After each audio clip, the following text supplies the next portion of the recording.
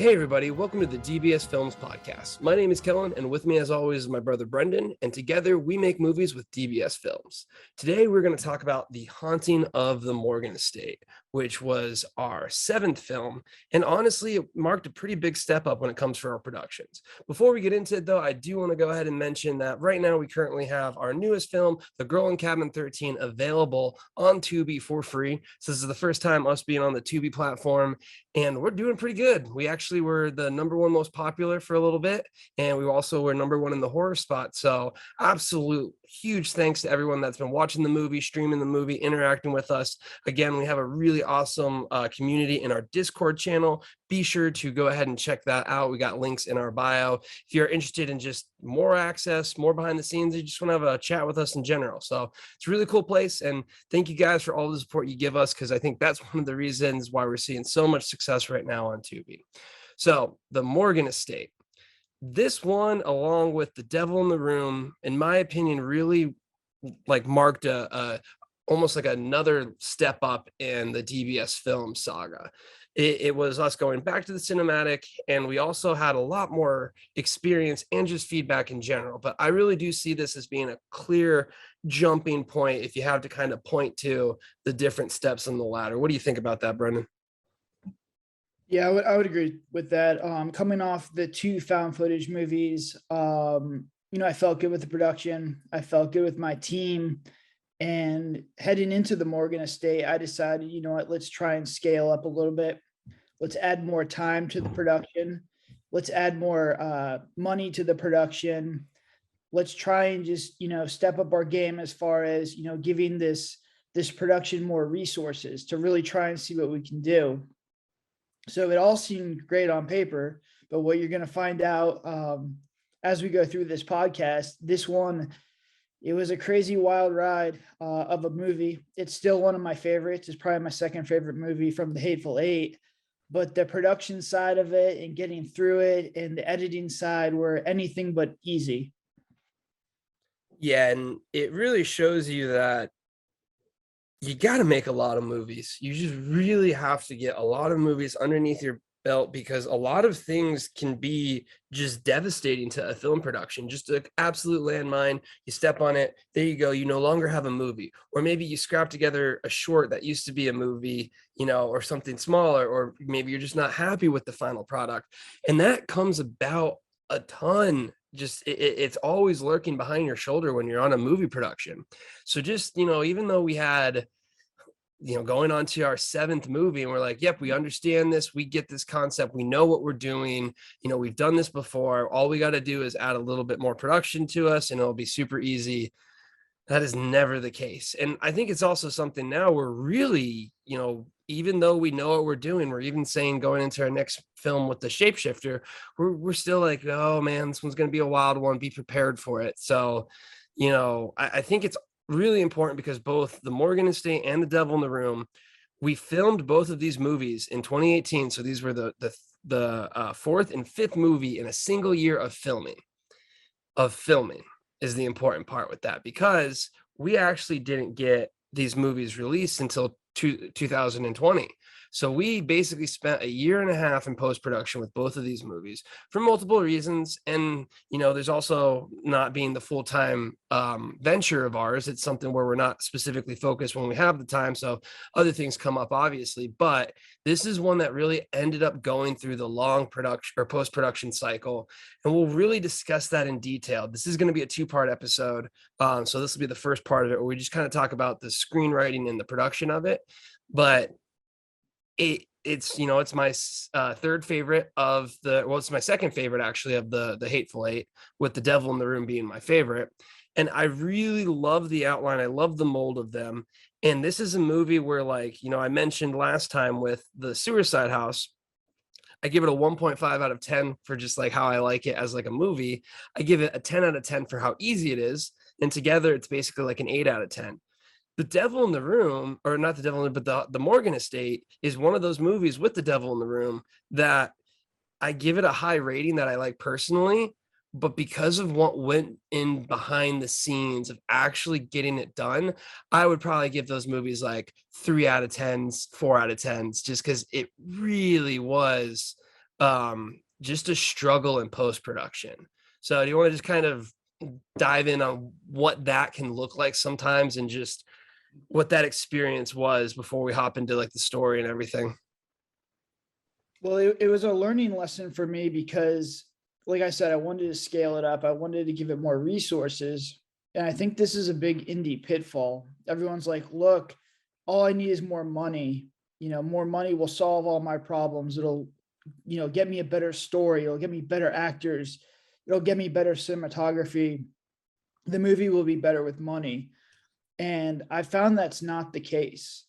We've actually gone down in budget in our last two films just because money does not solve a lot of issues.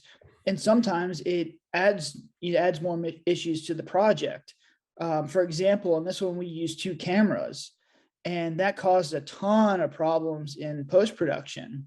So it doesn't scale linearly, so it doesn't go straight up. And you just need to be very careful on what you're trying to budget towards and what resources you're actually going to use. So with Morgan Estate, I try to scale it up, and in the end, I don't think the product was any better than the other movies that we made.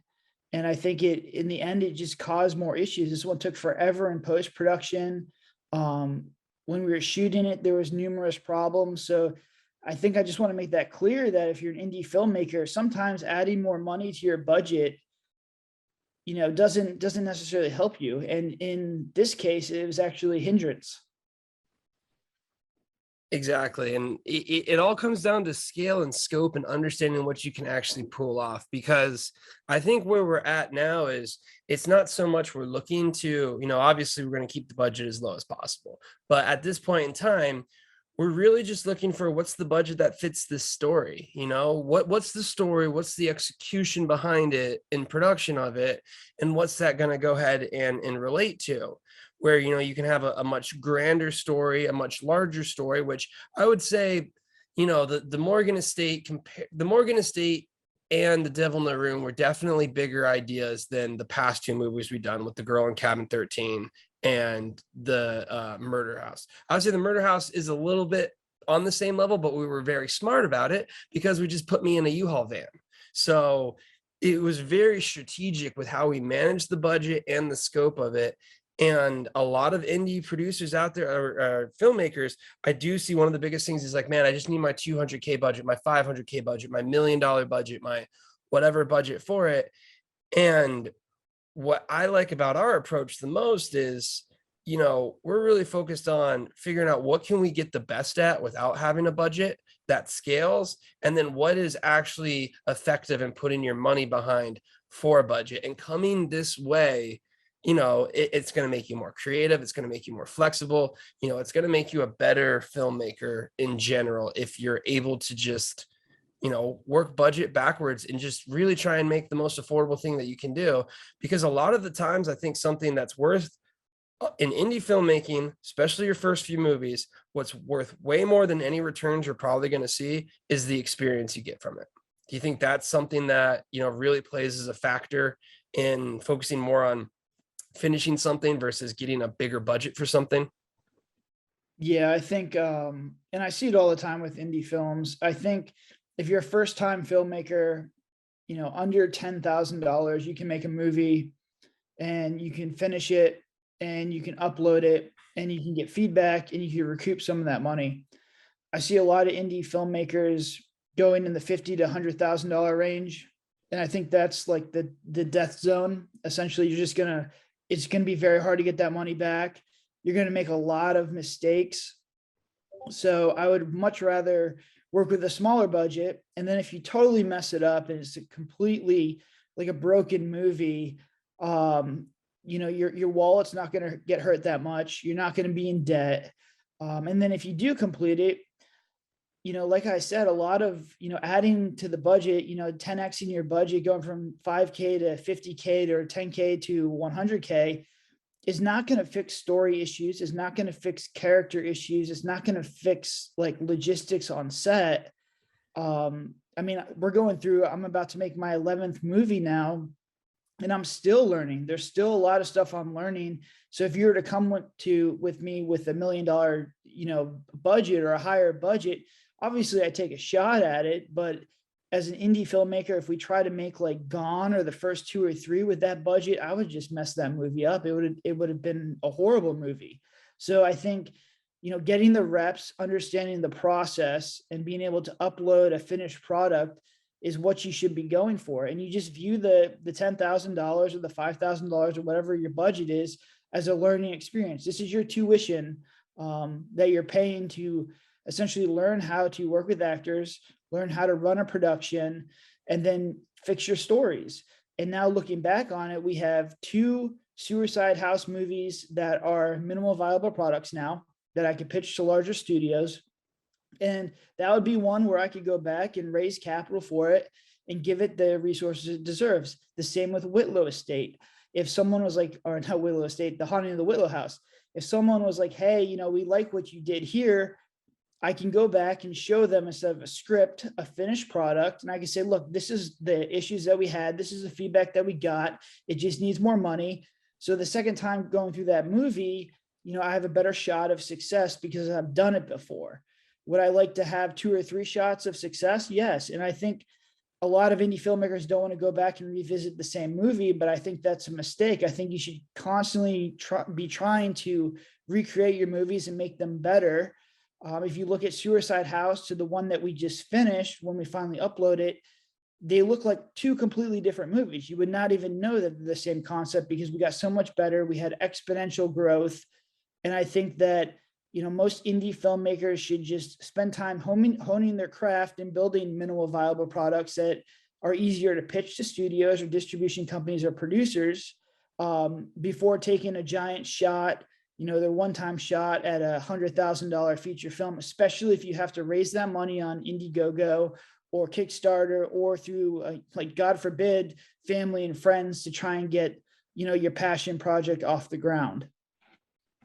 Yeah, and I think this is a good time. We're gonna have multiple episodes once we get through all of the movies of ours, where we just dive into specific topics like this. Specific things where it's, hey, this is this element of it, and one of the big elements will be budget. And we'll talk about more details, but one of the reasons I just wanted to highlight is why you mentioned it is kind of like that dead zone. And before we hop into the dead zone with the indie budgets, I think it's looking at everything scaling up. It is something where I almost think a lot of creatives will use the budget as almost kind of like the car that the dog's chasing. And then when they get the car, they won't really know what to do with it, because it's easy to say, oh, I have this, I have this idea. It's going to be great. It's going to be amazing. I just need $1 million for it. I just need $2 million for this idea. Such a shame. I guess I'm stuck here. I guess I can't really work too hard for it. Now you might be like looking and doing things, but I've heard so many things where people are looking for producers, when in reality, you can look at the multiple steps that can go into turning your idea into a feature, where you start off with your just, on your iPhone, walking stuff out, just working with angles. You film a single scene of it. You get one scene, you develop that scene into a short, you develop that short into a feature. If I had to go back in time and tell myself, hey, if you want to really progress into this, here's what I want you to do. Have like 2 or 3, 4 ideas and just keep developing them from a little iPhone thing to a short to a feature, and just keep developing that, because every time you finish it, you learn so much with it. So you can really look at those lower budget ones, but to highlight why it's kind of a dead zone in that, 100K, 200K, I would even say 100K to $500,000 is pretty rough. Even $500,000 to $1 million can be rough. And the reason for it is there's a few ways to market your movie on that scale. You need to have a very, very notable actor, someone that stands out and that you can throw their face on one of the posters. Think like a Bruce Willis or someone like that. Like a Danny Trejo, just someone who's willing to do these horror movies and stuff and be that leading name that you can just slap the face on there. You'll see it a lot in that range. And then you'll also see it where these are usually, ideas that have been tested and they're well marketed still, and they need to have that. If you don't have an actor, if you don't have a really good genre, such as, an action or a horror, if you're going for a very niche genre with not that much of an audience, and it's your first time doing it, that's really the recipe for disaster. Because yes, you can recoup money through distribution, but unless you really get that traction of a higher budget movie, you're going to be stuck years and years and years before you even really come close to putting a dent in that budget. So you just want to highlight why, if you're indie, like what's your recommended budget for indie filmmakers? Kind of go through that rank of, let's say, hey, I'm just starting off, I have nothing. Let's say I got, 10, 20K. Let's say I got 50K. What would you kind of, just to quickly break down the areas that you would recommend filmmakers to look at spending budget wise? Unless you have a distribution deal lined up, or you're working with a producer that understands how to get a distribution deal, and unless you're gonna have a theatrical release, or you have like Netflix in the bag or something like that, it's gonna be under 20K. Like, I would not go over 20K. And I don't think people understand the amount of movies that are made between the 20K and $1 million budget range that are just almost impossible to get an ROI on. It's very, very, very difficult. The indie movies that I follow that have been made for under 100K and have been able to make their money back, are few and far between. And if you're going over 100K, it's just very difficult unless you have like a Netflix deal or a Hulu deal, or some of the stronger streaming platforms like HBO lined up. You're not going to get that 100K back through just basic streaming services. It's impossible to do that. Or if you do, it'll take a very, very, very long time. So I think for starting out filmmakers, the cheaper you can do it, the better. But I'd be very hesitant to make a movie over 20K unless like you had some kind of connections, or you knew you're going to get these MGs going into it. It's just the 20K to $1 million range is just, it's very, very difficult to get any kind of money back these days. And maybe that'll change. I think AVOD, and I really like what Tubi's doing as far as indie stuff. But I mean, you got to have these connections. You got to have a really good distributor, and you have to have a really good producer that can work these deals. Because if you don't have those two things, then you're going to really struggle to get your money back. And we make horror, which is, the highest return on investment you can make as far as like indie movies. If you're not making horror, you're trying to do comedy or romance or a drama, it's probably even harder unless you have those, like Kel was saying, those names that could drive social media traffic and drive traffic to your website alone. If these are your first couple films, there's no reason to really go over 20K. You can easily make a film in that budget range. And I would much rather have 4 or 5 films at a 20K budget than have one film at 100K. Because if I went back and I made Gone for 100K, we would be in a lot of trouble right now. Oh man, I would love to see 100K Gone, on a side note, because again, that would just be a very interesting movie, and a movie that we kind of see all the time, where your budget isn't going to fix the lack of experience. And I think lack of experience, just because of the nature of this industry, how hard it is going to be the biggest hurdle that you cross. So more than any budget that you can get, or monetary element out there. Plus, when you do look to raise money, it's going to make you better, because you can say, look at my past portfolio, look at what I've done before. These are the different steps to it. So that's just a point that I think is really important, because, I think there's so many filmmakers out here who get caught up with the budget. And if you can't make that movie for under, 20K, you really shouldn't be filming it. You just really should not be filming it. If it's not the idea you want, you can look at something different, something close, like a genre there. Because the one thing is, yeah, we're shooting horror, but I mean, we have a whole bunch of shots that are the same for any type of movie. You specialize in scares and things like that, but all of the experience you get in the editing, and that's really, bringing this whole point up about the budget and just where we're at. What sticks out to me with the Morgan estate and the Devil in the Room is, I think once, not when we filmed them, because again, we filmed them in that 1 year with all 5, but once we finished them, I think that really just cemented the clear vision that we have for DBS when it comes to the process moving forward, how we're going to work, what we're going to do, and just the overall just flow. I think we finally connected all of the dots and we just said, hey, let's go start to finish. This is what the plan's going to be. Do you get the same feeling with completing the Morgan Estate and completing The Devil in the Room? Well, these two movies were so broken and messed up that it made me sit down and take really go back and look at our business model as far as how we do these productions, the people that we worked with, any way I can make this process easier from start to finish. Because like Kel said, these took almost a year in post-production, which is just unacceptable if you're going to try and make a living off of movies. You have to shoot them, you have to finish them, and you have to start the next one. It's just, you can't have them sit in post like they did. And that's kind of like what I did with COVID. Is when COVID happened, we couldn't shoot for 6 to 8 months. So I was able to sit down and really take a top down look at all this stuff. I had 8 movies done. And I think the problems in these two really helped me, realize and kind of figure out a new business plan. And that's the business plan that started with Girl in Cabin 13. And it's going to be the one we move forward with, moving forward is the plan we're going to use. And then it probably, after a couple more features, I'll reevaluate it and we'll see, how we're going. But as far as like the production, we learned how to really focus in on the stuff that needed to be done and, give that its time.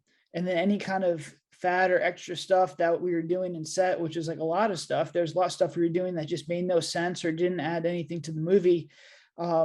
We just got leaner. We cut it all, and the last 2 shoots have been much leaner productions. But it just goes back to my point that we try to scale up with Morgan Estate and Devil, and just because we gave them more money doesn't make them any better movies than the other 6 that preceded them. Yeah, and also this was during the time frame that we were in post.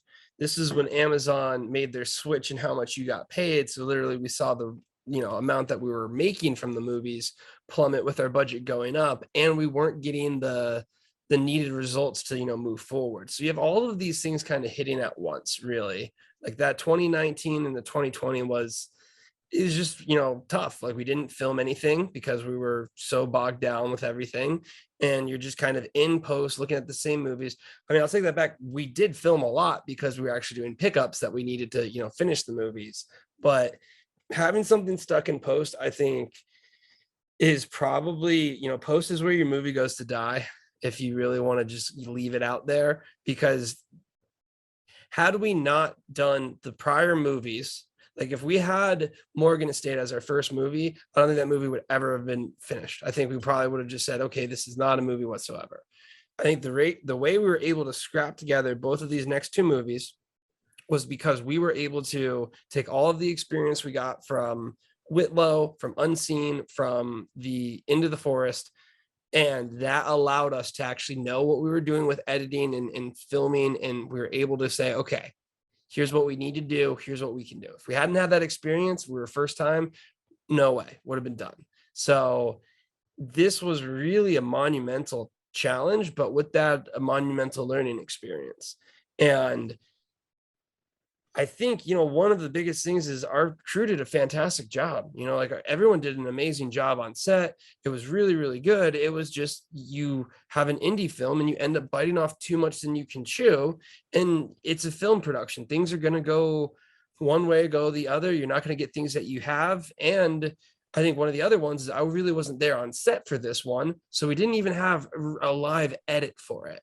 So I don't want, people to think, oh, like what happened? It was like a disaster and anything there. It was just what indie filmmaking is. This is what's going to happen. You're going to go on set, and every single filmmaker that in the indie side, if you talk to them, it's a compromise. It's a compromise of what you can do. It is incredibly difficult.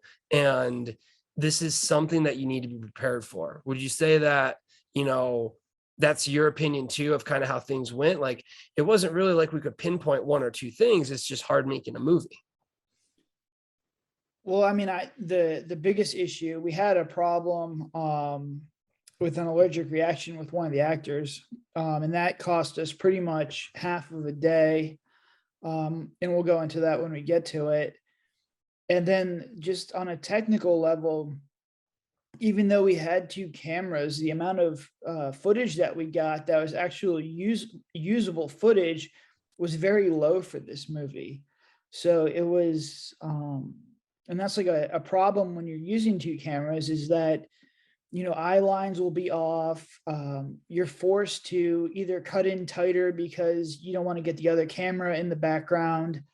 So things are just a little bit off. And, you know, even though we had more footage with this one, the footage wasn't like usable. And one thing that I would really recommend for indie filmmakers is to look at how much footage you're getting and how much footage you're actually using or is actually usable footage.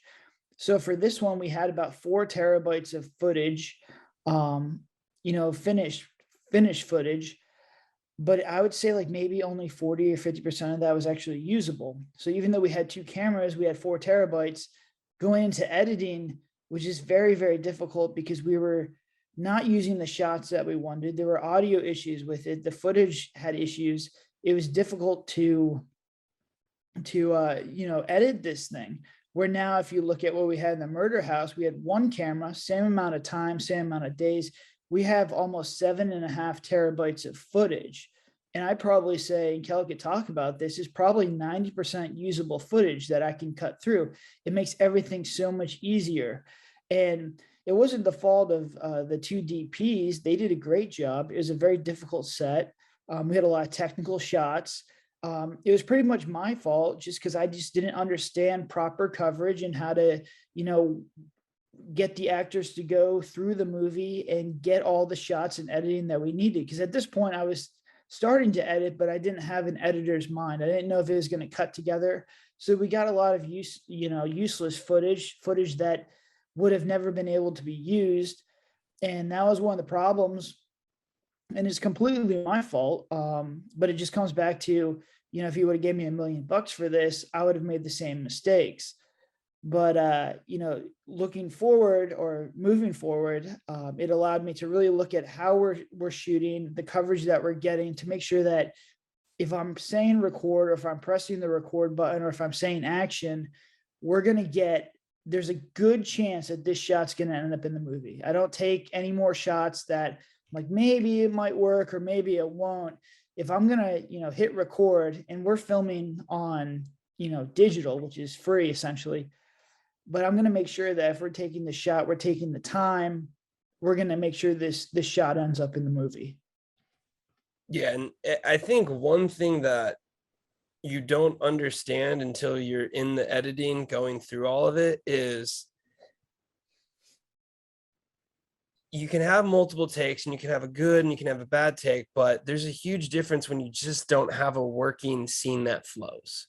With, for whatever reason, the 2 or 3 takes you were relying on had technical issues, so now you cannot use them, period. So then you have to try and figure out how you get around that and do those things. So there's a big difference between, you know, good and bad, even for like acting or things like that, and just not even usable in the sense of like how much it takes you out of the movie experience.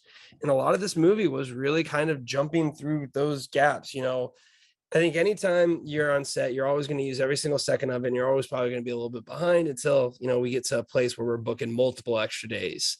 I think that's just the nature of the industry. And what'll happen is, you know, you need to ensure that you have that core coverage that at least I have a scene, and at least I have a scene that moves from A to B, because that's what you need. And these movies didn't necessarily have that, so much so that we had to actually think creatively and, you know, refilm an A to B type element. So that's really kind of the hang up there. And, you know, I think it's a good thing to set the tone of these movies, because again, I think these movies, the one thing of these movies is like, I love watching them. I think they're incredibly good. I love how you can see the plot of them. Yes, there are things that stand out, just like all of our movies, but like, I think this is a DBS model film right here. You know, the story, just kind of how it flows, what we're intending on doing. It just really, to me, was very solid in the screenwriting and the plot process, more so than our past movies. And I think, while we continue to improve on how we write and how we structure the movies, these two were really the base framework for what we're seeing in Girl in Cabin 13, more so in the Murder House, and even more so in the Shapeshifter movie. So would you say story wise, we kind of really were locking in on this now? Well, this one, the Morgan Estate and the Whitlow House are the only two movies that I was actively working on back before we even started Gone. So on a week, my typical week where I'm not heavy in pre-production, meaning I'm not working actively on an active script, I'll write between 2,500 and 3,000 words a day, and I'll crank out pretty much a script a week. And 90% of those scripts are just really bad. 10%, maybe we'll have usable stuff, but I have a back catalog of about 100 scripts now that I periodically revisit and try and make better just down the road for future productions. The only two from the Hateful Eight that I actively worked on was Whitlow and the Morgan Estate. And I think you can see that as I think both of these are better screenplays. They're more solid ideas than the others, where, when we had to shoot the other movies, it was like, all right, we have a month. Let's take a look at some data. Let's take a look at some analytics. Let's work with with my team of writers to try and figure out a good idea that we can film, an idea that's filmable that we can do for our budget. And we kind of ran with it, and we essentially made a script within a month. With Whitlow and Morgan Estate, they had more attention, they had more love. I probably rewrote Morgan Estate 4 or 5 different times. And when I first start, it's usually just to get something on paper, and then I refine, and then the characters go in different directions, or we scrap characters, we add characters. But Whitlow and Morgan Estate were the only ones that had that attention. And I think they were my 2 favorite movies because, I did devote more time to them. But I think it shows, as far as like the story, they're a little bit more unique. It has a little bit more depth than some of the other, movies that we made from the Hateful Eight. Yeah, I think it comes down to, one, I think core plot is much better. I think you do have a lot more to work with. Whitlow is up there, for sure. But I also think it's coming together and understanding the pacing much better is a big one that we now have. Because now we have finished movies, and we're seeing, how things are moving and how to get people, through your movie, and understanding like, okay, what is going to be the beat here? What's going to be the beat here? What's going to be the beat here? And with that process is, it just becomes something where it's much easier to write. I remember when we were working on the Morgan Estate, it was never a hard one to write. It was more of one of, what are the details? I remember we had numerous phone calls where it's like, well, maybe it's this, or maybe, it's that. And then we have like the core thing. And this is something we talk about, is it was working back from like an original, twist that you had, that you were thinking of, that you're like, I really like this twist. This would be a cool twist. And then from there, we kind of pulled it out. Because I remember at first, she was a painter instead of doing photography and things like that. But basically, we have a pretty good twist that, we think is there. It's slightly obvious, but a pretty good one. And, it was really easy to pull from that concept back. Would you say that was something that kind of, this was one that really, okay, we have this and this, and then we almost just kind of pulled from that to get the rest of it out? Yeah, I think it's always easier if you can start with your ending in mind and work forward. I think as long as you give your intro hook the attention that it really deserves, I think you'll have a better movie, and they're just easier to write. So we had this concept, we had the end in mind. We knew how the movie was going to end. We just needed to fill in the blanks. And honestly, the hardest part of this movie was just figuring out little ways for her to, get to the end of this movie and solve like the mystery. Because it was essentially like, at its core concept, it's like a little Hallmark mystery movie. Like there's not a lot of horror stuff in this one. I wouldn't even consider it a horror. It's like a little thriller movie. So it's, how do you only have one actress, and the ghost is like helping her try and figure out this mystery, and to put all the little clues together was a little bit difficult just because of our limitations with budget and our ability to actually film things. So I think the hardest part was actually writing a mystery and trying to figure out, like, how do we leave little breadcrumbs for her to figure out and solve without essentially giving away the ending or keeping that moment of suspense for the ending. And I thought we did a pretty good job in that. Looking back on it, yeah, it's kind of obvious, but it's only obvious because we don't have a red herring.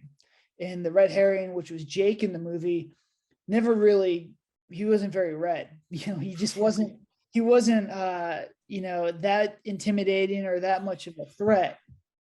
So I think, looking back on it, I think we just needed the brother in the movie. Jake needs to be a little bit more sinister.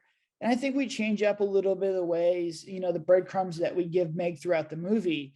But overall, I think for an indie movie, I think this one, outkicked its coverage. It was a very solid movie, and it was kind of fun and unique to actually do a mystery movie, as opposed to, the straight pop scare horror stuff that we did with the other seven.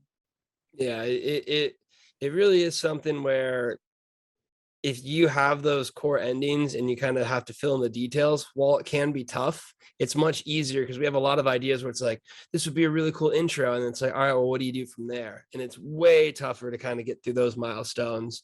One note, I do remember there was a lot of back and forth about like, how does they get this? Like, how does they get the password? And I remember, just being like, the box falls over. Like, you just hear a noise, the box falls over. For the longest time, it's like, we cannot do that. We got to do this. We got to do this. Eventually the box falls over. So it's one of those things where that's a much easier conversation to have than what actually happens at the end of the movie. If you have to have a main plot ending, I feel like you don't really have the core concept of the movie. Some of our other movies, like, we can change the endings around, but like by the time you get there, you should necessarily have like pretty much it all down pat. Where this movie was, right from the beginning or right from the end, we knew, okay, this is, as long as we get people here, it's going to do good. And people really resonate with the plot. I think people like it. This was something where it does stand out. And another important element to it is we understood in these movies going forward the feedback that we were getting initially from Into the Forest and The Haunting of the Suicide House, because we were able to show those before we watched these or before we started filming these, is what's going on in the story, what's happening in the story, who's what and who's where. So I feel like this was the first time we had the script and we did what I like to call just a triple tap of the story, which is you 3 different scenes, you at least have some sort of info dump that if you just catch one of those scenes, you can kind of get the whole plot together. Would you say that this is something where we actually started paying attention to making sure that that conversation was happening? Yeah, and I think this one was closest to the concept of like what we do in my actual publishing business. A lot of the books are haunted house mysteries, and books are completely different than scripts. But usually it's, a couple moves into a house and they start to experience paranormal activity and they want to leave. And then all of a sudden it's like, oh, the ghosts don't want to harm us. They want us to solve like a mystery so that they can go off in the afterlife or wherever the ghosts want to go. So the ghosts are actually helping them. So that's kind of like the core concept that we used from the books to pull into this movie. And I thought we did an all right job of doing it. It's very difficult to do that on a lower budget. With books, you have no budget because it's your own imagination. But I think what Kel said as far as like recapping exactly what the main character is seeing and thinking, so the viewer understands what's going on, is easier to do in a mystery because she can go to her friend and be like, hey, there's some weird stuff going on. This is what I'm thinking. She can go to Jake, who is one of the characters in there, and she could, question him and be like, this is what I'm thinking. Is this true? I feel like you're covering something up here. And then finally, she goes to the main character, or the other protagonist in the movie, and she explains exactly what she's thinking and, her working theory to him.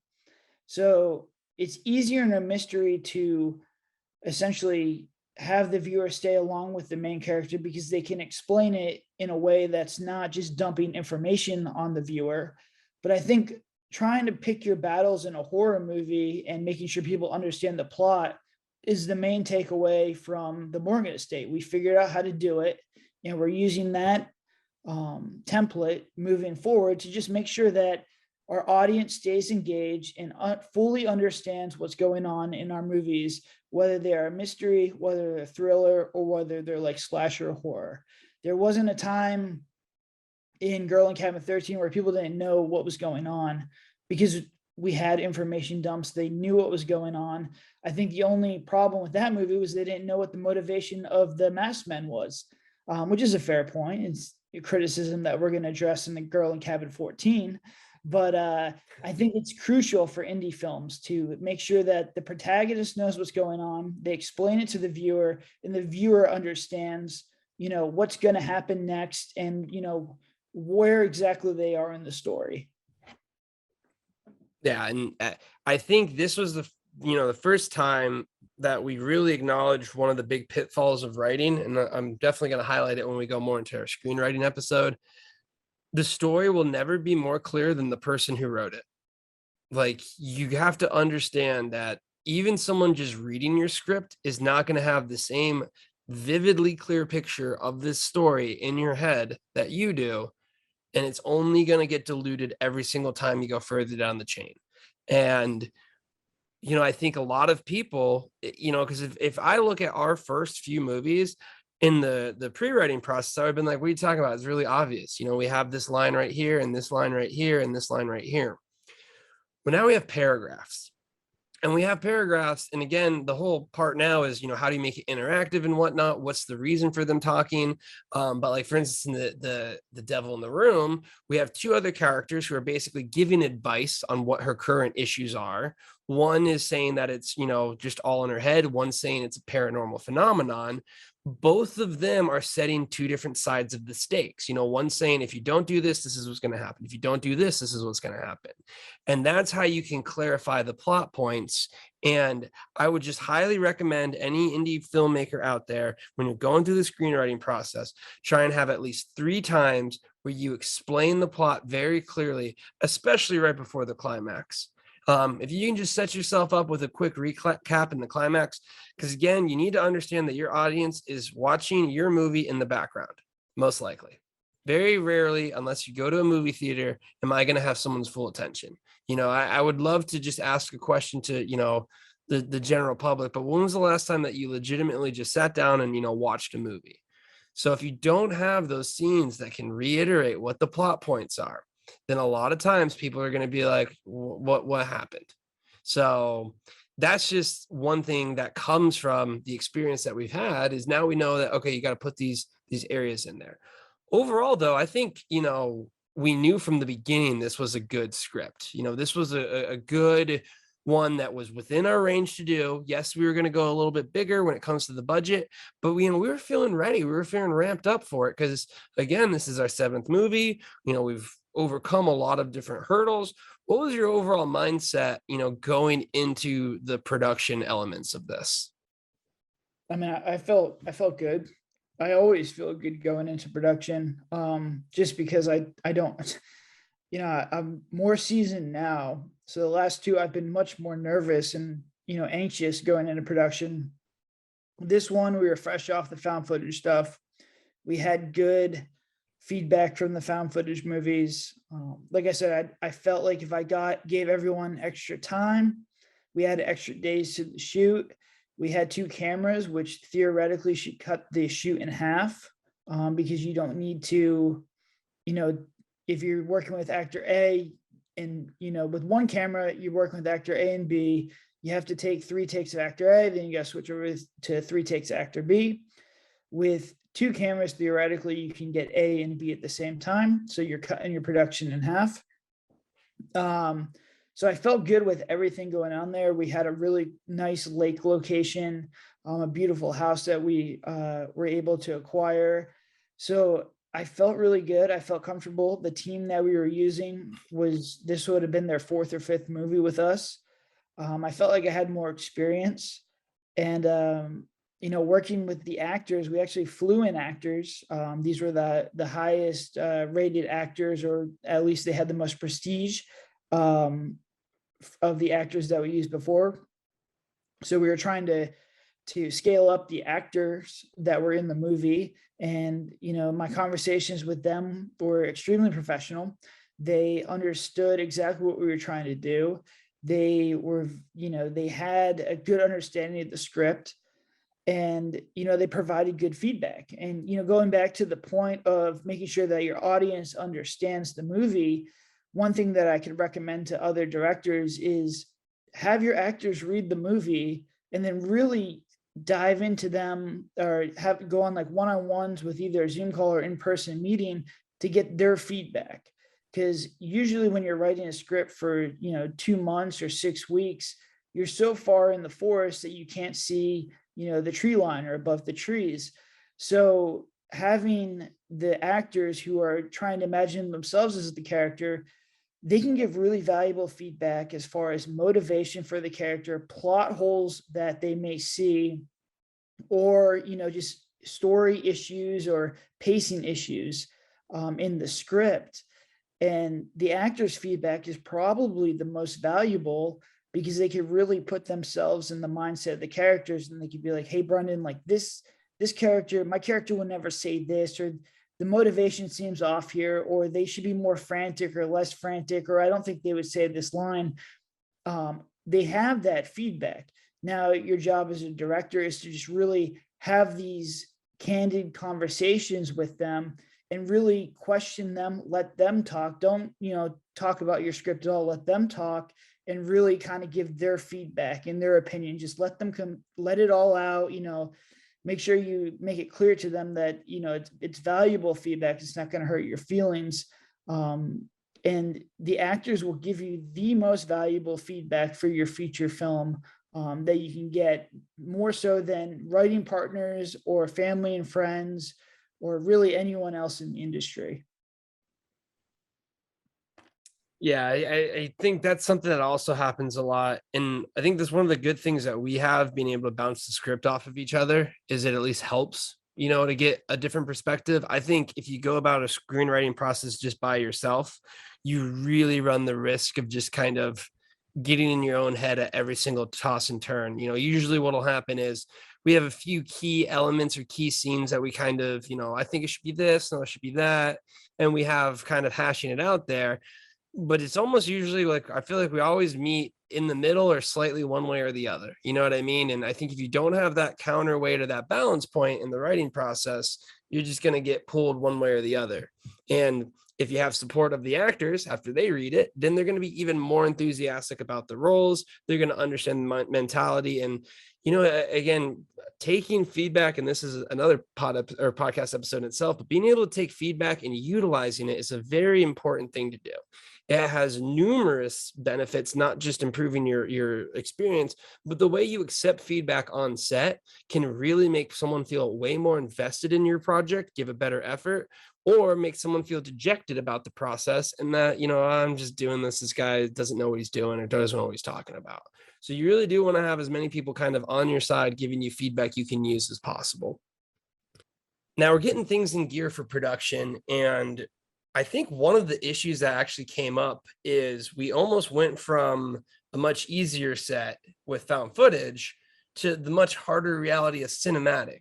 Now, again, found footage does have its pitfalls, and there's a lot of issues with it that we find, but these were very, very easy shoots. I mean, both Into the Forest and The Haunting of the Suicide House, specifically The Haunting of the Suicide House, that was the easiest shoot in my opinion, and the most we got done. All the other movies required additional pickups or additional work to it to really kind of put the final finishing touches on the cinematic.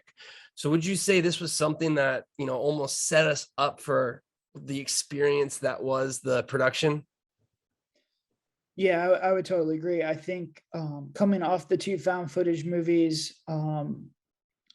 it was much more difficult, and I forgot how difficult it was to make a cinematic movie. So when you're making found footage movies, people are fine with audio issues or some visual issues. And, I had mistaken people being fine with those. And, because it is found footage, you're expecting some kind of issues. You're expecting it to be raw. You're expecting it to be rough. I thought that maybe we had fixed those problems, that we had fixed the visual and audio issues.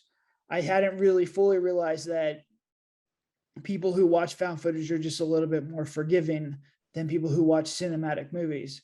So that was problem number one. Problem number two was found footage is just much easier to shoot because you're doing oneers. It's much easier to edit because you're doing oneers. You just stack them on top of each other.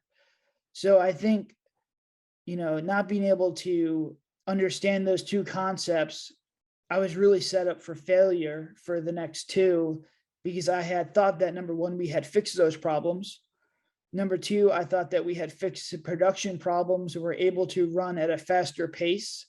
We were able to run, get better footage and get the coverage that we needed, when in reality, we were only able to do that for found footage movies.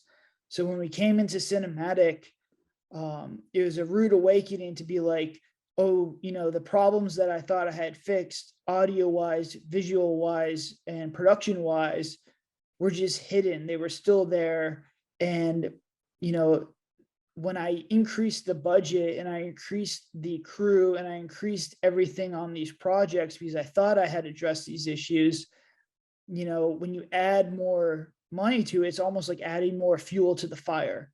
So they came back not only to bite me, they came back to bite me worse than we had experienced in the other 6 cinematic movies. So there was a lot of problems with this one. And I'm completely the person to blame. The crew did a great job. The actors did a phenomenal job on this one. These were all mistakes that were, myself, that I made by overestimating my ability to complete a project, and just my lack of foresight and thinking that I had solved these problems, and really I had solved the problems for found footage and not cinematic movie making. That's a very good point, because this definitely was the one of all the projects that we've had, that the final product and what we got in the editing room was really something that posed a monumental task. And that's just one of the biggest things that can happen, is if we go through these waves of overestimating and underestimating. I feel like we're pessimists now because we understand, hey, things are going to be a lot harder, err on the side of negativity during the shoot and everything, and then, be pleasantly surprised in the post. And that's really what we try and focus on now. So I think us having that mentality, we were having a really good year. We just wrapped those movies. So it's like, all right, let's get these next two. And, how do we even really took the time to unpack what the Morgan estate was when we got it? I don't think we would have done The Devil in the Room the next month afterwards, or the next month and a half afterwards. So it just shows you, where we can kind of get when you ebb and flow on the timeline. But that's going to go ahead and wrap us up for this episode of the podcast. So we talked about the pre-production here. We're heading into production. Production itself, as we mentioned, we had a higher budget. We thought we know what we were doing, but a lot of things came up that just you can never ever account for, but you have to understand it's going to happen in indie filmmaking. So we ran into those issues. As always, guys, if you want to find more content of ours, our Discord channel is the absolute best place for it. You can go ahead, you can watch The Girl in Cabin 13, not only on Tubi, but it's also now on Roku. So if you have a Roku device, you can check out The Girl in Cabin 13. And if you watch that, it really means the world difference to us. We're still out here, we're still grinding, hopefully making movies that you'll like. But if you do want more, check out our Discord channel. And until then, have a good one.